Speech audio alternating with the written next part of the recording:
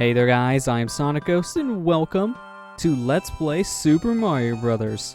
Released for the Nintendo Entertainment System back in 1985, Super Mario Bros. Is the game that put Nintendo on the map here in North America. In the late 1980s, we were suffering from what was known as the video game crash. There were a lot of bad video games coming out in the 80s, and people just weren't interested in the medium anymore. Then the Nintendo Entertainment System launched with Super Mario Bros. And this game got people interested in video games once again. So for this Let's Play, we're going to be playing the cult classic game from the NES, actually on the Super Nintendo in particular. I'm playing the Super Mario All-Stars version of Super Mario Bros., which there really isn't anything major different between the NES and the Super Nintendo versions of the game outside of its presentation. So this game got a graphics overhaul, and the soundtrack has obviously changed a little bit as well. Since now we're on the Super Nintendo, let's just go ahead and jump straight into things here. So jumping on in, we got World 1-1. And going over your controls here, Super Mario Bros., there's really not much you can do in this game, but keep in mind the NES did have 2 buttons, so there weren't really that many things you can do with NES games back in the day. So Mario can run and jump.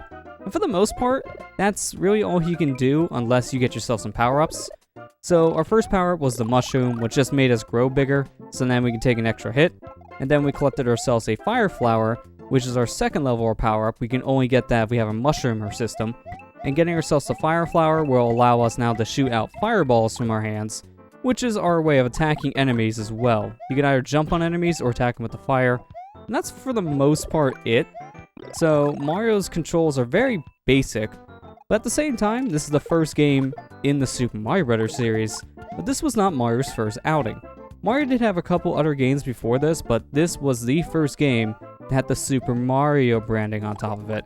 So this one actually introduced a lot of the staples that we know in Mario games nowadays. For example, the flagpole, the fire flower, all the different types of Mario enemies like Goombas, Koopas, Bullet Bills. A lot of that stuff actually came from this game.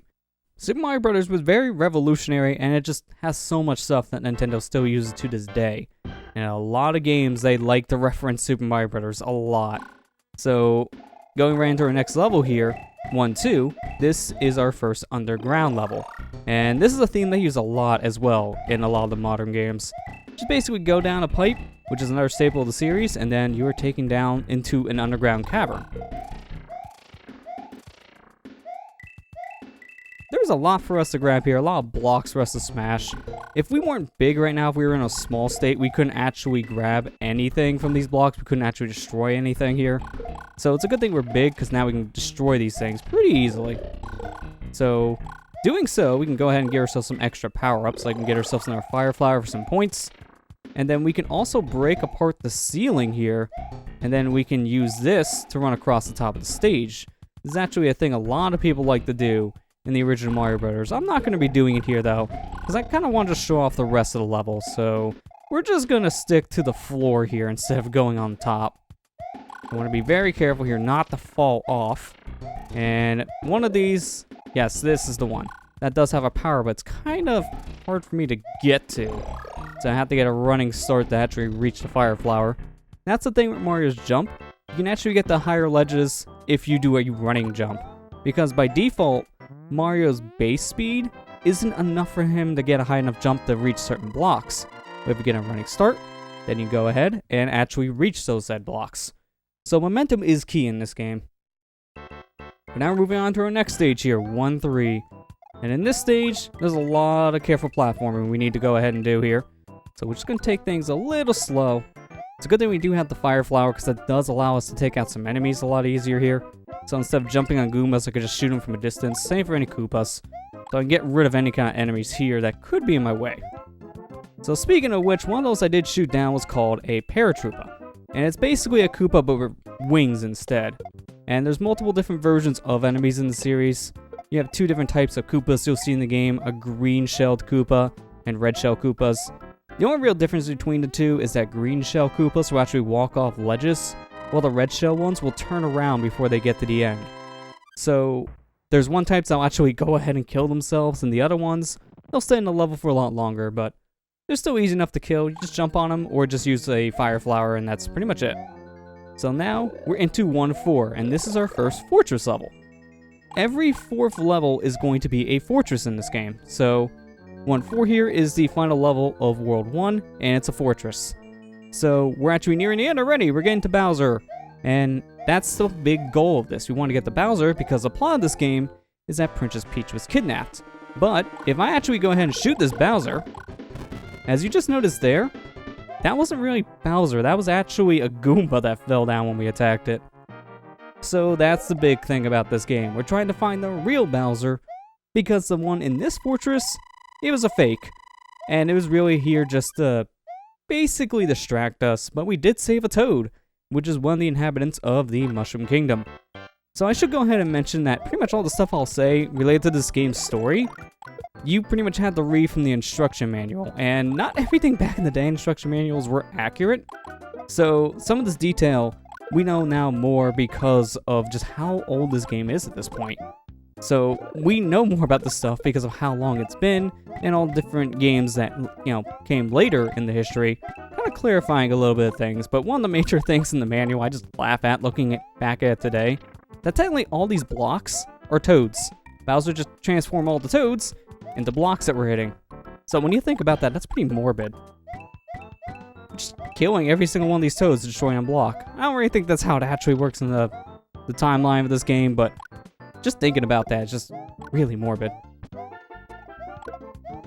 Trying to be careful here not to go too fast with my momentum. And that's simply just because it's very easy in the original Mario Brothers to go too fast and then just take a hit carelessly. So I'm trying to be careful not to accidentally jump off a ledge or just to do anything else here. But here, we actually found a hidden block, which is something you can find once in a while, just jump and hit a random block. But then we got these things here, the red trampolines. I hate these things so much. They're just so wonky in the original Mario Brothers. I swear, they work half the time you want them to work. What you're supposed to do with those blocks is you're supposed to jump on top of them and hold down the jump button to actually gain height. But I swear, half the time that works, half the time you go nowhere. And they put some trampolines in later levels next to pits. Yeah, it's not fun. So here, this is our first example of a water world. So World 2-2 here is a water level, and there's a lot of new things here for us to go ahead and interact with, and also to kill us, so let's do our best not to get hit by anything here. So we got bloopers and cheep cheeps. Bloopers here are the squids flying around in the water.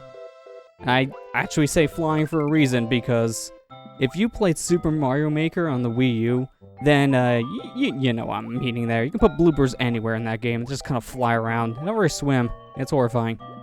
And then you get cheep cheeps here, which just swim around aimlessly, don't really do much. The green ones just swim in a straight line. The red ones can turn around.